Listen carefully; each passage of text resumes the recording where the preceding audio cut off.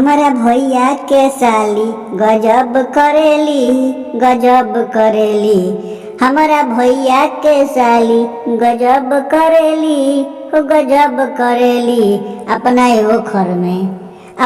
ओखर में मुसर लेके सब करेली। अपना ओखर में मुसर लेके सब करेली। उमर कांच बा कमर उ लचक करेली। हमारा भैया के साली गजब करेली। अपना ओखर में मुसर डाल के सब करेली। उ त सब करेली। जाली पढ़े ना लजाली केहू से। जाली पढ़े ना लजाली केहू से। अपना मास्टर के संगे उ त लव करेली। हमरा भैया के साली गजब करेली। अपना ओखर में मुसर डाल